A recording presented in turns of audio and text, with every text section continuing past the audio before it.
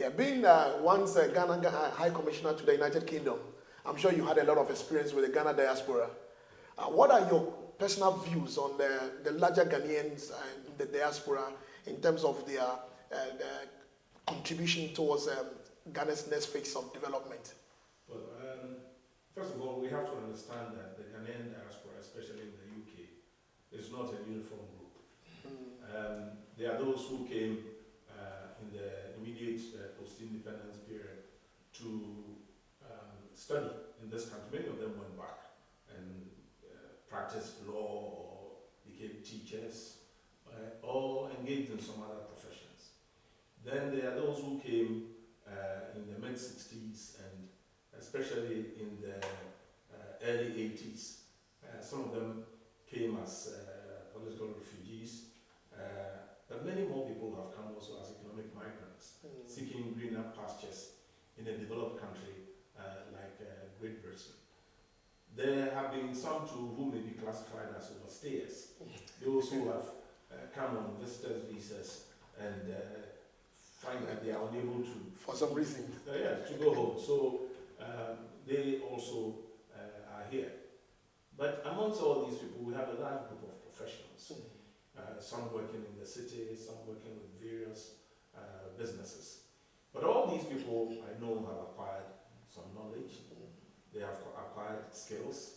Some people have accumulated funds. And it was a pleasure for me to work with Ghanaians. Many Ghanaians own businesses in this country. And I believe that many are trying to link back to the mother country. So they do have a role to play in the transfer of their skills, in the investment of their accumulated funds, and also in the remittances that they send on a regular basis. That's right. I hope. But I think there could be other roles for Ghanaians in diaspora. Well, if you can throw light on them. Yes, I think, for example, in the area of conflict resolution, for example, if the Alavanos and the Nkonyas who live in this country can get together, it may well send a signal. If the Abudus and their brother and Danis get together in this country as a group of Dagombas, it will send a signal back home, and they can engage their people back home that here we are brothers. There's no reason why we should fight each other. But they can aid the process of peace building at home. And wherever there's peace, you know that you are making a contribution to poverty reduction, you are making a contribution to development. Also, I know that many our governments since President Kufuor have been trying to have this PPP arrangement, public-private partnership arrangement. And I think Ghanaians in the UK have a role to play there also. Because here you are in contact with British businesses, some of you are working in them, and the linkages can be made. You know, in this country, you know, the relationship between Britain and the United and Ghana are various levels of relationships, not just between our governments, but more especially between our people. You know, there's, for example, the Ghana School Aid, which sends books and other materials back home. Some of the schools here send kits on exchange programs back home.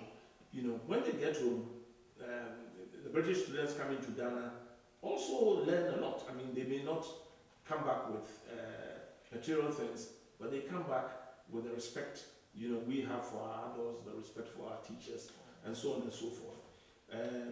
They also have an appreciation that this is an affluent society where you use your pen halfway, you throw it away, and get a new one. In Ghana, you use it till the ink dries out. You know, so there are various levels in which we can cooperate.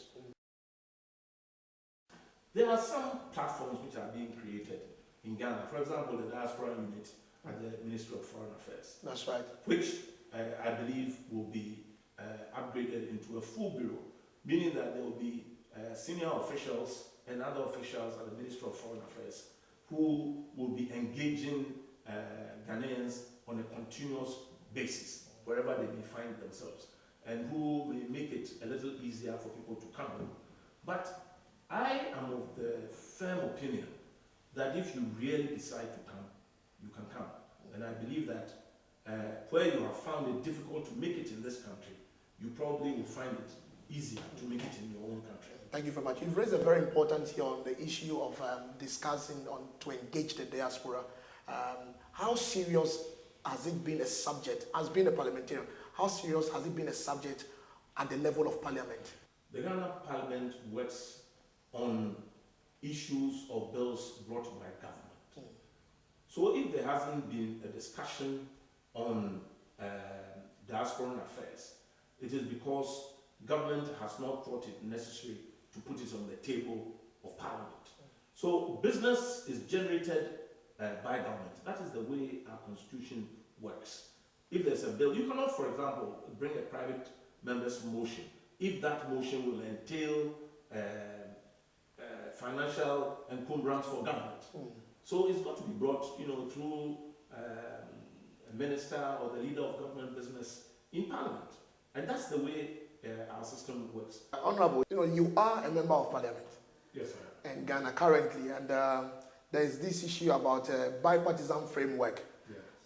But it looks like Ghana hasn't really identified or taken a firm, unified position approach to successfully harness our human financial capital for Ghanaians living overseas. What are your views? Well, I think it is important to know that the system that we operate, it is government which has to take the lead in this. But those of us who are on the other side are always prepared to work with government to ensure that not only do we engage stakeholders within the economy, but also our people outside. I have, in several interviews and even on the floor of Parliament, I have discussed the issue of Ghanaians getting together, government, opposition, civil society groups, academia, media, all of us getting together in a national conference to chart a way forward. Out of the present difficulties that we have, most of the difficulties I think are self-inflicted. We've put these things upon ourselves as a result of the way we have managed the economy, or rather mismanaged the economy. But we must have a Ghana solution, not an NDC solution. We must have a Ghana solution.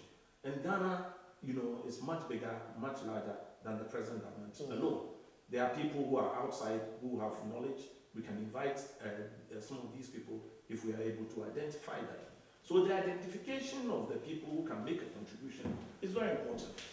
Over here, you have branches of political parties at home.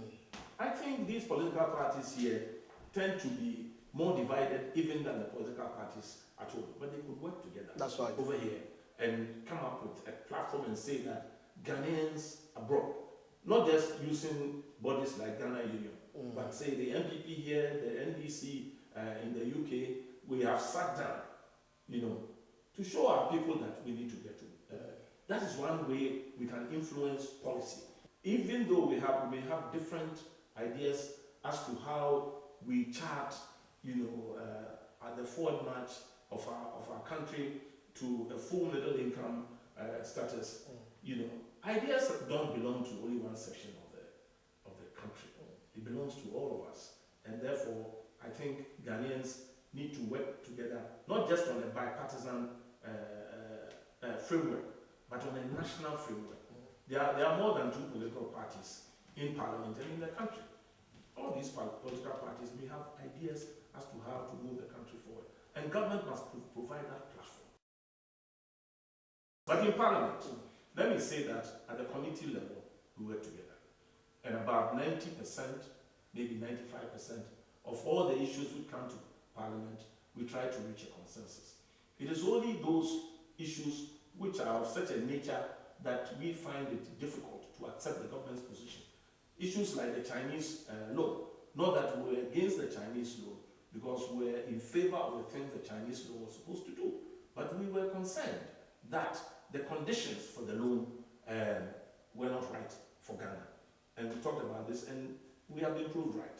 We have talked about the merchant bank saga, and we were worried, seriously worried that probably we did not put in place transparent procedures to sell an asset of that nature to Fortis Equity Fund. So all these things, I think, have engaged our attention. But generally speaking, we tend to reach a consensus with only one thing in mind: Ghana. And then when the government tells you that, oh, the economy is in good shape, that cannot be true. The economy is not in good shape. We cannot even deliver public services. No electricity, no water. As we speak now, my house in Accra, there hasn't been any electricity for the past 2 weeks. And it's in one of the better residential areas of Accra.